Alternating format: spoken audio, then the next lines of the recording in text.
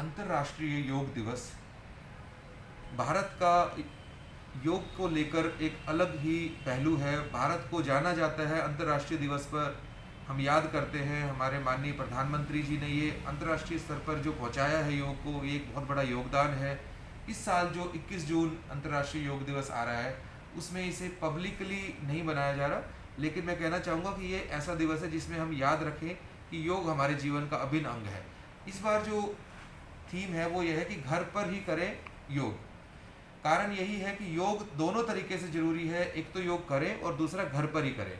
इस बात का पहलू यह है कि कोरोना का जो समय चल रहा है उसके अंदर अगर हम कहीं पब्लिक प्लेसेस पे इकट्ठे होते हैं तो उससे संक्रमण का खतरा बना रहता है।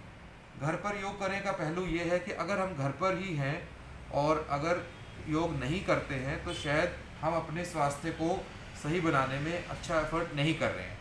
तो कहने चाहेंगे आपको कि घर पर रहें। और जो एक कोरोना की स्थिति है वो एक डिज़ास्टर जैसी स्थिति है।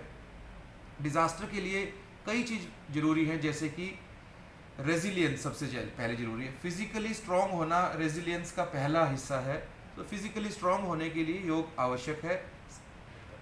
नित्य योग करें, सूर्य नमस्कार करना, त्रियक ताड़ासन करना, ताड़ासन करना, कटी चक्र आसन करना, भुजंगासन करना, ये समय समय पर और प्राणायाम साथ में करने से और जो एक योग के कैप्सूल विभाग की तरफ से बनाए जाते हैं उनका हम पालन करें, ये हमें स्वस्थ रखने में मदद करेंगे। उसके अलावा शारीरिक तौर से भी मजबूत हुए और मानसिक तौर से भी मजबूत होना जरूरी है। सामाजिक दूरी बनाए रखना जरूरी है।